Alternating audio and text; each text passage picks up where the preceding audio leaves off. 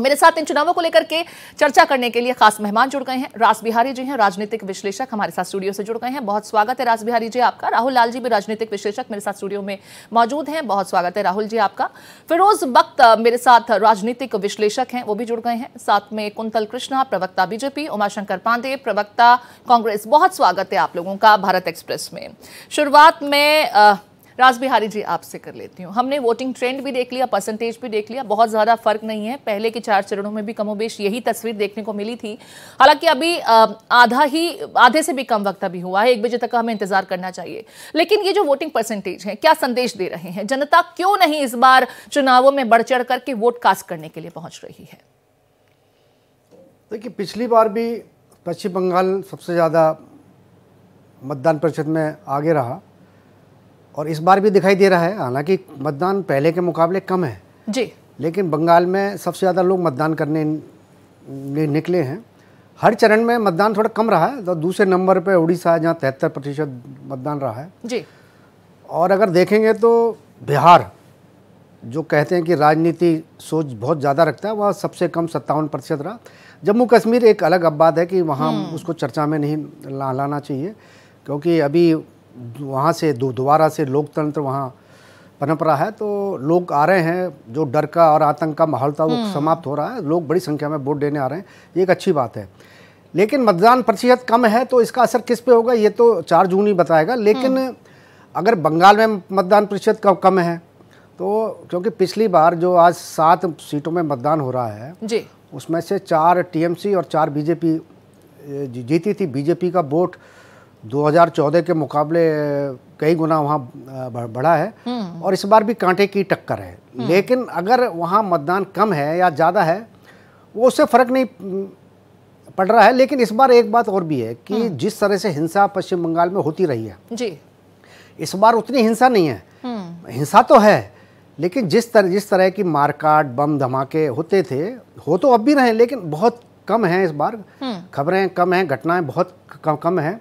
पिछली बार तो ये माना गया था कि अगर हिंसा नहीं होती तो मतदान प्रतिशत और ज़्यादा होता जी। लेकिन इस बार यह हैरानी की बात है कि मतदान हिंसा कम होने के बावजूद कम है।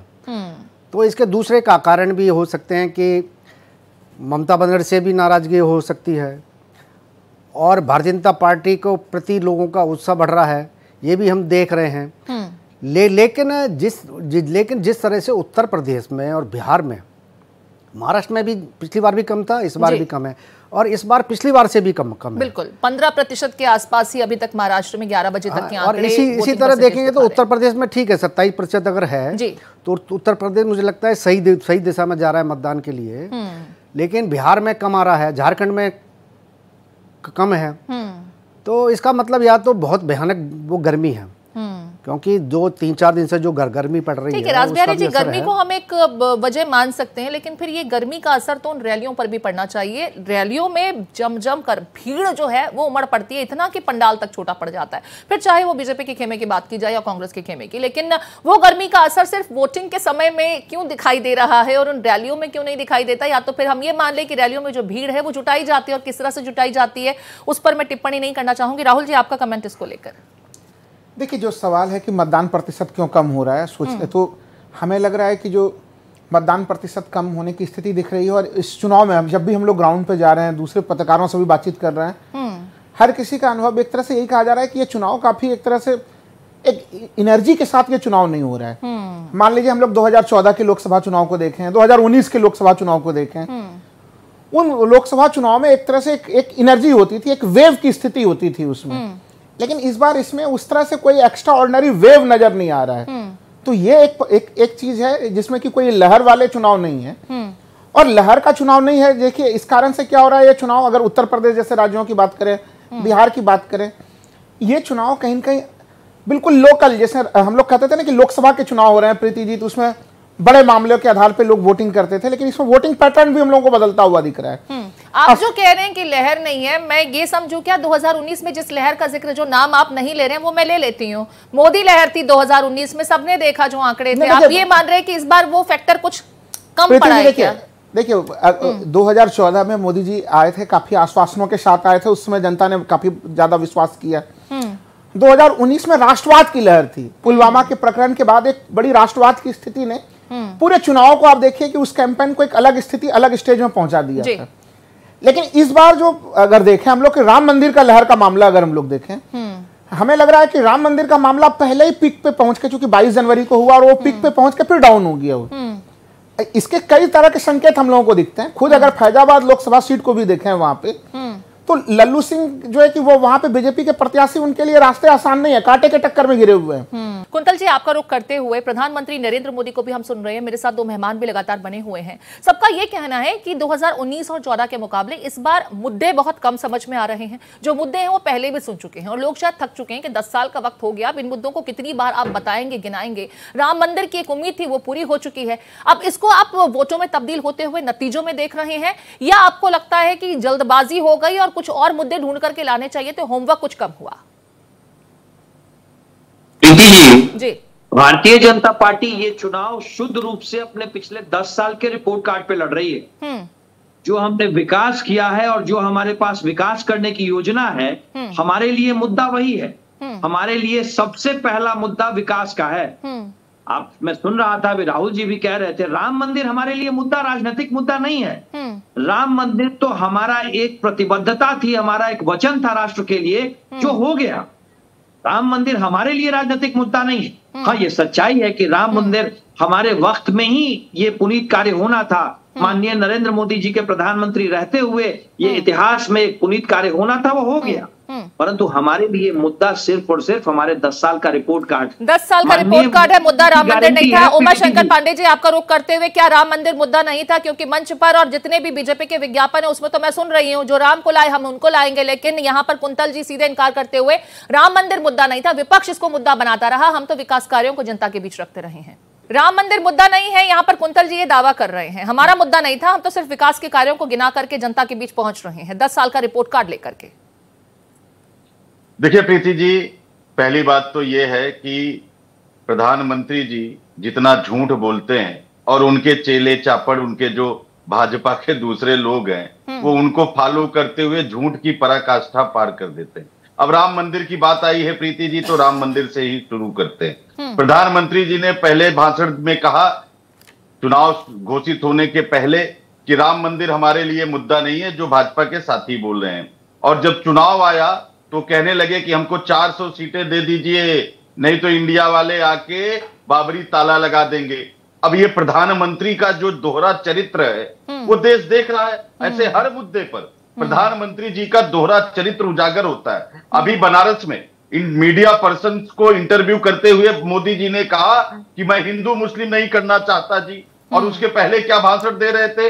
मंगलसूत्र की बात कर रहे थे, ज्यादा बच्चे पैदा करने वाले घुसपैठिए की बात कर रहे थे, और कल बनारस में कह रहे हैं कि ज्यादा बच्चे पैदा करना ये गरीबी से जुड़ा हुआ मामला है। तो प्रधानमंत्री जी हार की हताशा, ठीक है, आप यहाँ पर कह रहे हैं कि दोहरा चरित्र है। बीजेपी जो कहती है कथनी और करनी में बहुत फर्क दिखाई देता है और अपनी सहूलियत के हिसाब से स्थितियों को इंटरप्रेट किया जाता है। अनिता राज भी कह रही थी कि वोटिंग परसेंटेज बहुत कम है। क्या वजह आप मानती हैं कि वोटिंग परसेंटेज इन चुनावों में लगातार कम देखने को मिल रहा है, और खास करके वो राज्य जहां से सबसे ज्यादा उम्मीदें की जा रही हैं, लेकिन महाराष्ट्र, यूपी, बिहार, ये वो राज्य हैं जहां पर वोटिंग परसेंटेज संतोषजनक नहीं आ रहे हैं?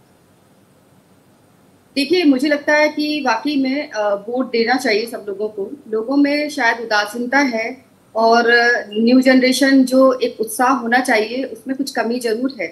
लेकिन हम लोगों को ये मोटिवेशन देना चाहिए, मोटिवेट करना चाहिए लोगों को कि निकलिए, आपको जो भी पसंद है, जो भी दल पसंद है, जो भी व्यक्ति पसंद है, वोट दीजिए। वोट देना बहुत जरूरी है। अब वोट नहीं देना किसी एक पार्टी या किसी एक दल के हित अहित के बारे में सोचकर नहीं कहा जा सकता, क्योंकि वोट नहीं देना इंटायर एक सिचुएशन जो बन रही है पूरे देश के अंदर में, तो वो कहीं ना कहीं कह सकते हैं कि लोगों में वोट के लिए अवेयरनेस जो है वो थोड़ी कम हो गई है, या चीज को सीरियसली लेना, अब जागरूक होना बहुत जरूरी है। तो ये कहना कि भाजपा की वजह से या कांग्रेस की वजह से या कोई एक विशेष दल को इसका फायदा होगा या नुकसान होगा, ये कहना है कि सबसे पहले इम्पोर्टेंट बात जो है कि लोगों को वोट देने के लिए लोकतांत्रिक देश के अंदर में जो सबसे बड़ा एक उत्सव कहा जा सकता है, उसमें ये अवेयरनेस जरूर होनी चाहिए कि वो निकले और अपना वोट दे, जिसको भी दे। लेकिन वोटिंग परसेंटेज कम हो जाना, यानी आप किसी को भी पसंद नहीं कर रहे हैं या किसी को भी नहीं दे रहे, तो मेरा मानना है कि कहीं ना कहीं लोग इसको टेक इट ग्रांटेड ले रहे हैं, जो कि नहीं होना चाहिए। माधवी जी, यही समझना चाह रही हूँ कि लोग क्यों टेक इन ग्रांटेड ले रहे हैं। 2019 की अगर तुलना में 2024 की बात की जाए तो ऐसा क्या बदल गया है? मेरे साथ राहुल लाल जी हैं, थोड़ी देर पहले हम लोग चर्चा कर ही रहे थे इसको लेकर के, जिनका कहना था कि उस वक्त जो लहर थी वो राष्ट्रवाद को लेकर थी। 2024 में राष्ट्रवाद खत्म हो गया, या जो मैसेज कम्युनिकेट करने की कोशिश की जा रही थी वो सही तरीके से अब लोगों तक पहुंच नहीं रहा है। और हम चुनावों के दरमियान भी जैसे चरणबद्ध तरीके से आगे बढ़ रहे हैं, हम देख रहे हैं कि पहले शुरुआत तो कुछ और हुई थी, नारे बदलते चले गए और वापस जो फिट रहा, जो हिट रहा, उसी फॉर्मूले पर वापस आ रहे हैं। फिर पाकिस्तान का मुद्दा उठने लगा, हिंदू मुसलमान होने लगा, वोटिंग ट्रेंड में फिर भी वो रिफ्लेक्ट नहीं हो रहा है। क्यों? जी देखिए, राष्ट्रवाद का मुद्दा कभी किसी सीजन के हिसाब से नहीं आता। देश की जनता राष्ट्रवादी है, और ये कहना कि राष्ट्रवादी मुद्दा था अब नहीं है, तो देश की जनता ऐसा तो नहीं है कि राष्ट्रवाद से परे चली गई है। मेरा मानना ऐसा नहीं है। मेरा मानना ऐसा है कि कहीं ना कहीं लोगों ने, अब देखिए, और ये भी नहीं कहा जा सकता कि अवेयर नहीं है, लोग जागरूक हैं। आज हाथ के मोबाइल के अंदर में, आपके हाथ में मोबाइल है और सब कुछ आपके हाथ में है, सारी डेटा, सारी जानकारियां। निश्चित रूप से ये भी कहा जा सकता है कि बहुत सारी गलत जानकारियां भी पहुंचती है लोगों के पास में, लेकिन फिर भी आज लोगों के पास ये पता है कि क्या अफवाह है और क्या सच्चाई है। सब कुछ आज लोगों के हाथ के अंदर, मोबाइल के अंदर में है। तो ये कहना कि अवेयरनेस नहीं है, या लेकिन कहीं ना कहीं कुछ ना कुछ ऐसी मिसिंग है। आई मीन टू से कि जो न्यू जनरेशन है या जो लोग हैं, इसको छुट्टी की तरफ ले रहे हैं या बहुत ज्यादा सीरियस नहीं ले रहे हैं, क्योंकि वोटिंग परसेंटेज घटना किसी एक के ऊपर में इसका दायित्व नहीं कहा जा सकता, ऑल ओवर कह रहे हैं। क्योंकि आप देखिए जितने भी सेलिब्रिटीज, जिम्मेदारी दोनों खेमों की, आप ये कहना चाह रही हैं। हाँ, लेकिन जी, राजबिहारी जी मेरे साथ है, मैं लौटती हूँ आपके पास में। राजबिहारी जी, यहाँ पर माधवी जी का कहना है कि जिम्मेदारी तो दोनों पक्षों की है, चाहे जो सत्ता पक्ष हो, अगर वो पसंद नहीं आ रहा, उनकी पॉलिसी समझ नहीं आ रही, तो विपक्ष को मौका दीजिए। जनता फिर भी नहीं जा रही, क्या जो विपक्ष की जो नीतियां हैं, जो प्रचार का तरीका है, या जिन मुद्दों पर विपक्ष जा रहा है, जनता को वो भी पसंद नहीं आ रहा और वर्तमान सरकार से लोग नाखुश हैं? इसको इस तरीके से इंटरप्रेट किया जाए, या वाकई मैं ये समझ लूं कि गर्मी बहुत ज्यादा है और इस बार लोग गर्मी से इतने बोझिल हो गए हैं कि मतदान जैसी महत्वपूर्ण जिम्मेदारी भी निभाने के लिए वो अपने घरों से बाहर कदम नहीं रख रहे? देखिए, मौसम तो पहली वजह है ही, लेकिन सबसे बड़ी वजह यह है कि जिस तरह से चुनाव आयोग को काम करना चाहिए था कि लोगों के घर में मतदान की पर्चियां जाएं, लेकिन इस बार हर जगह से शिकायत है कि मतदान की पर्चियां घर घर नहीं पहुंच रही हैं। चुनाव आयोग असफल रहा। दूसरे नंबर पर राजनीतिक दलों की बात करें, राजनीतिक दल भी पूरी तरह डिजिटल चुनाव लड़ रहे हैं। कार्यकर्ताओं से, कोई पार्टी हो, मैं किसी पार्टी का नाम, कोई भी पार्टी हो, ये मेरा दावा है, कोई भी पार्टी हो, उसके कार्यकर्ताओं को इस बार कार्यकर्ताओं को जोड़ा ही नहीं जा रहा है। निचले स्तर पर कार्यकर्ताओं से बात नहीं की जा रही है। पूरा चुनाव हवा में लड़ा जा रहा है, डिजिटल लड़ा जा रहा है। हम सभी नेता देख रहे हैं, सभी नेता एक्स पे अपना पोस्ट कर देते हैं, आप मतदान करने जाइए, आपका ये कर्तव्य बनता है, लेकिन लोगों तक उनकी बात नहीं पहुंच पा रही। वजह है कार्यकर्ताओं का चुनाव में भाग ना लेना। ये सभी पार्टियों में है, क्योंकि दूसरा सबसे बड़ी इसकी वजह ये भी है कि कार्यकर्ताओं की पसंद नापसंद को ध्यान में ना रखते हुए ज्यादातर जगह उम्मीदवार उतारे गए। ऊपर के उम्मीदवारों को लेकर बड़ी नाराजगी रही है। ठीक है, हमने 5 साल मौका दे दिया, कई जगह हमने 10 साल मौका दे दिया। कई ऐसे बड़े बड़े दिग्गज उम्मीदवार हैं जिनको लेकर लोगों में बड़ी उदासीनता थी। लेकिन राजबिहारी जी, अगर बीजेपी की बात की जाए तो ये तो मुझे लगता है कि बीजेपी ने हमेशा से ट्रेंड सेट किया है, जो काम नहीं करेगा उसका टिकट कटता है। पहले भी हमने देखा है, हमने तो बीच अगर किसी राज्य में सरकार भी चल रही तो वहां भी देखा है कि पूरा मंत्रिमंडल बदल दिया जाता है, इस्तीफे लिए जाते हैं, दूसरे चेहरे इंट्रोड्यूस किए जाते हैं। एंटी इनकम्बेंसी का जितना कम से कम असर पड़े इसकी कोशिश की जाती है। लेकिन क्या लोग अब समझ चुके हैं, समझदार हो गए हैं कि ठीक है, ये तरीका नहीं हमें समझ में आ रहा, 5 साल काम कीजिए और उसके बाद हमारे सामने आइए, कैंडिडेट बदल देने से काम न होने की भरपाई नहीं हो सकती? देखिए, दोनों तरह के मतदाता हैं। एक मतदाता वो है वो ये मानता है कि उत्तर प्रदेश में कानून व्यवस्था बहुत अच्छी हुई है। मुझे पर्सनल लेवल पे कुछ नहीं मिला, लेकिन मैं फिर भी वोट देने जा रहा हूँ। एक मतदाता ऐसा है, वो कहता है मुझे क्या मतलब है, मुझे ना तो मुझे कुछ फायदा तो है नहीं गवर्नमेंट का, मुझे कोई योजनाओं का लाभ नहीं मिल रहा है, मैं तो सुबह से लेकर रात तक मजदूरी करता हूँ, टैक्सी चलाता हूँ, या जो भी काम करता है कर रहा हूँ, मुझे क्या लेना देना इससे। तो ये वाली जो उदासीनता आई है, ये बहुत लोगों में है इस बार। मुझे क्या लेना देना है, मेरे लिए कौन काम कर रहा है। लेकिन बहुत सारे लोग ऐसे भी हैं जो ये मानते हैं कि नहीं, हमको योजनाओं का लाभ मिला है, वो वोट देने भी गए हैं। लेकिन जो एक मतदाता है खास तौर पे जो मध्यम वर्ग का मतदाता है वो ये मानता है कि हमारे ऊपर टैक्स का तो बोझ बढ़ रहा है, लेकिन हमें कौन सी योजना में फ़ायदा मिल रहा है? ना तो हमको फ्री का राशन मिलता है, ना हमको आयुष्मान मिलता है, ना हमको दूसरी योजनाओं में ना हमको प्रधानमंत्री आवास मिला, ना हमको उज्ज्वला मिला, ना जो भी योजना है मध्यम वर्ग के लिए तो है ही नहीं। तो मध्यम वर्ग जो एक भूमिका बनाता है लोगों में, मध्यम वर्ग जो लोगों में एक धारणा बनाता है हमें कौन सरकार अच्छी काम कर रही है। जिम्मेदारी भी मध्यम वर्ग के ही लोग निभाते हैं, टैक्स सबसे ज्यादा वही अदा करते हैं, बावजूद इसके हर तरह का प्रेशर उन्हीं के कंधों पर रहता है। राहुल जी इत्तेफाक रखते हैं क्या? क्योंकि यहाँ पर रास बिहारी जी ने कहा कि कार्यकर्ता नाराज, कार्यकर्ताओं की उपेक्षा की गई और पूरी लड़ाई सोशल मीडिया प्लेटफॉर्म के जरिए लड़ी जा रही है, डिजिटल लड़ाई है। रैलियों के जरिए भले ही आप जनता के बीच पहुंच रहे हैं, लेकिन जब डिजिटल कैंपेनिंग की बात की जाती है तो वो वोटर्स आज भी बहुत कम है। ट्रोल टीम, आईटी टीम और मैं तो ये कहूंगी बॉट कैंडिडेट्स हैं जो ये लड़ाई लड़ रहे हैं। असली लड़ाई जो लड़ने वाले हैं और जिन्होंने वोट डालना है उन तक पहुंच अभी भी कम है। देखिए, इस बात से मैं पूरा सहमत हूं कि इस चुनाव में कहीं न कहीं ये तमाम कमियां रही हैं। अब देखिए, मध्यम वर्ग को लेके चलिए। अब चूंकि मध्यम वर्ग अब तक हम लोग अगर चुनाव में देखें 2014, 2019 या फिर इस बीच के विधानसभा चुनाव में प्रीति जी, वो किसके समर्थक रहे हैं? वो काफी मुखर होकर समर्थक रहे हैं, वो भारतीय जनता पार्टी के काफी मुखर समर्थक रहे हैं। लेकिन अगर ये नाराजगी है तो इसको आपको एंटी इनकमेंसी फैक्टर में जोड़ना पड़ेगा। नंबर 2, एक चीज मैं और कहूंगा, क्योंकि ये बात मैं भी मानता हूं कि मध्यम वर्ग जो चीज कहता है, सुनता है, समाज में एक तरह से कहीं न कहीं वो माहौल बनाने का काम करता है। उनमें कहीं न कहीं निराशा है पूरे 10 वर्ष के कार्यकाल को लेके। नंबर 2, जब प्रधानमंत्री खुद ही कह रहे हैं कि 400 पार सीटों को लेके, तो मैं एक चीज ये भी कह रहा हूं प्रीति जी कि कई सारे लोगों से जब बातचीत हुई जो बीजेपी के काफी कठोर समर्थन करने वाले लोग हैं, वो भी बूथ तक नहीं पहुंचे, क्योंकि उनके बीच में मैसेज ये चला गया कि हम तो आ ही रहे हैं, कि 400 सीट पार तो प्रधानमंत्री कर ही रहे हैं, तो एक मैं वोट नहीं भी देने के लिए जाऊंगा तो क्या ही होगा। हमें लग रहा है कि जो राजनीतिक दल हैं उनको इतने बड़े प्रकार के जो है ना सीटों का दावा नहीं करना चाहिए, क्योंकि वो आपके जो कि गर्मी तो है ही। मैं केवल गर्मी के पॉइंट से इसलिए सहमत नहीं होता कि ये गर्मी 14 में भी थी, 19 में भी बिल्कुल मई के महीने के आसपास ही हम चुनाव देखते रहे हैं। लेकिन देखिए, आपको एक व्यक्ति जब वोट डालने के लिए जा रहा है, उसको अगर वो समर्थक है किसी पार्टी का और उस पार्टी के जो ब्रांड एम्बेसडर हमारे प्रधानमंत्री हैं वो खुद ही कह रहे हैं कि हम 400 पार कर रहे हैं, तो उसमें वो मोटिवेशन कहां से आएगा प्रीति जी? वो नहीं आ पाएगा। दूसरी एक चीज मैं और कमी मान के चल रहा हूं कि देखिए, जो 2014 से 19 के बीच में, 19 में देखिए फिर जो कैंडिडेट्स थे उनके विरुद्ध जो एंटी इनकम्बेंसी फैक्टर होता था उस समय प्रीति जी, वो प्रधानमंत्री मोदी जी के चुनाव प्रचार से खत्म हो जाता था। इस बार परिस्थितियां क्या रही कि लोगों के बहुत सारे ऐसे सांसद हैं, आप उत्तर प्रदेश में ही देख लीजिए, वो 10-10 वर्ष यानी कि 2-2 टर्म के बाद अब तीसरे टर्म के लिए फिर से वो खड़े हैं। अब उनका एंटी इनकम्बेंसी फैक्टर इतना हावी है उनके पास कि प्रधानमंत्री जी या तमाम जो दूसरे लोग हैं वो उसको न्यूट्रलाइज नहीं कर पा रहे हैं। इस चुनाव को मैं इस रूप में भी देखता हूं। कई तरह के कारण है, और जो एक कारण रास बिहारी जी ने बताया वो बड़ा महत्वपूर्ण कारण बताया, कार्यकर्ता। देखिए, इलेक्शन लड़ाने, चुनाव पूरे कराने में कार्यकर्ताओं की बड़ी महत्वपूर्ण भूमिका होती है।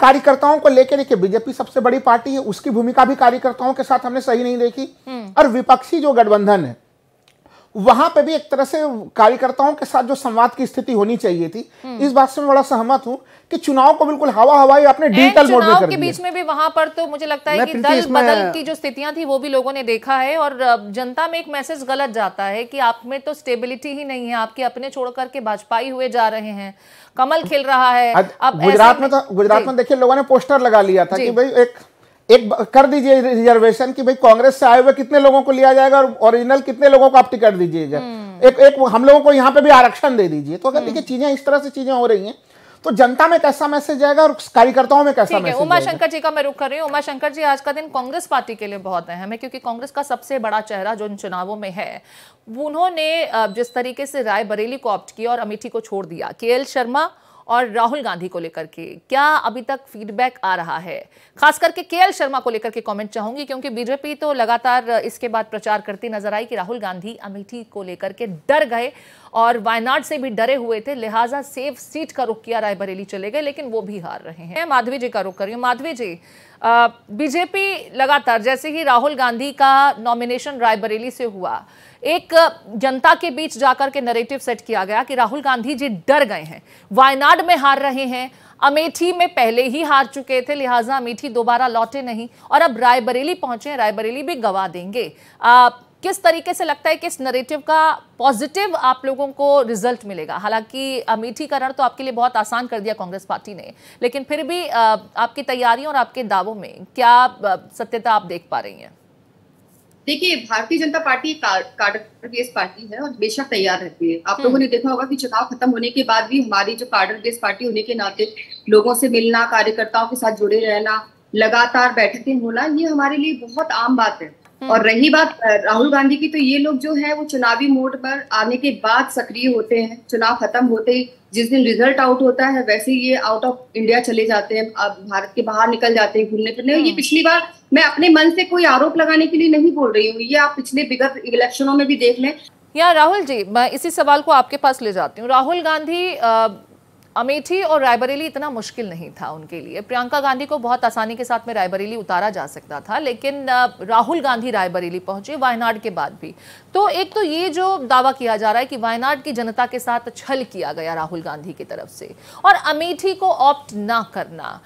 यहाँ पर रॉबर्ट वाड्रा भी मांगते रहे कि मुझे अमेठी दे दीजिए। ठीक है, हार तो आप रहे ही, आप ये मानकर बैठे हैं। इंटरनल जो बातें हैं सूत्रों के हिसाब से वो यही थी कि वो चाहते थे अमेठी से उन्हें उतारना, लेकिन पार्टी ने वो भी नहीं किया।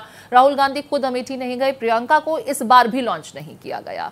कांग्रेस पार्टी कॉन्फिडेंट ही दिखाई नहीं दे रही है। ठीक है, इंडी गठबंधन का दम भर रही है, लेकिन एक संदेश जो कॉन्फिडेंस के साथ में देना चाहिए था भारत जोड़ो यात्रा के बावजूद, वो राहुल गांधी खुद उसको लेकर कॉन्फिडेंट नहीं थे और रायबरेली चले गए। इसे कैसे देखते हैं कांग्रेस पार्टी के लिहाज से? देखिए प्रीति जी, जब शुरुआत के समय में केएल शर्मा का नाम आया, उस समय परिस्थितियां बिल्कुल जो आप कह रहे हैं तमाम अमेठी के भीतर भी, चूंकि अमेठी में उसमें भी मैं गया हुआ था और इधर फिर मैं दोबारा अमेठी फिर 2 बार गया हूँ।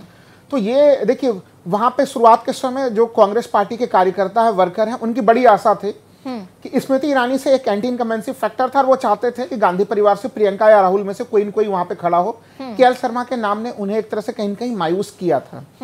लेकिन उसके बाद से जिस तरह से प्रियंका गांधी ने वहां पे चुनाव कैंपेन अपना शुरू किया, कांग्रेस ने वहां पे शुरू किया, काफी ज्यादा छोटी छोटी सभाओं को उन्होंने जिस तरह से संबोधित किया, मैं अभी आपको क्लियर बता दे रहा हूं कि इस वहां पे स्मृति ईरानी के लिए जो केकवाक वाली सिचुएशन शुरुआत के समय में दिख रही थी, आज से 10 दिन 12 दिन पहले जो स्थितियां दिख रही थी, वो स्थितियां अब कहीं से भी नहीं है वहां पे। और परिस्थितियां बहुत तेजी से, मैं नोट कर लूं यहाँ पर, आप ये बड़ी बात कह रहे हैं कि स्मृति ईरानी के लिए केक वॉक नहीं है। आज वो बीजेपी वाले खुद भी नहीं मान रहे वहां पे। अगर ऑफ द रिकॉर्ड मैं कहूं कि तमाम कई बीजेपी के लोगों से भी बातचीत हो रही, वो भी ऑफ द रिकॉर्ड नहीं मान रहे कि वहां पे केकवाक वाला सिचुएशन नहीं। तो प्रियंका गांधी के प्रचार का अगर इतना असर अमेठी में पड़ा, कार्यकर्ता भी चाहता था कि राहुल गांधी आए, पोस्टर्स लग गए थे, होर्डिंग लग गए थे, राहुल गांधी खुद इतना डर गए, इसे फिर बौखलाहट समझा जाए या डर समझा जाए 2019 की हार का, कि अब भी राहुल गांधी अमेठी नहीं पहुंचे। केएल शर्मा जीत सकते हैं तो राहुल गांधी तो डेफिनेटली जीत जाते। फिर नहीं, देखिए कांग्रेस पार्टी ने एक तरह से अपनी रणनीति ये बनाई, और मुझे लग रहा है कि देखिए राहुल गांधी उत्तर प्रदेश से चुनाव नहीं लड़ना चाह रहे थे। जो पूरे मैं समीकरण उत्तर प्रदेश में जाके समझा मैंने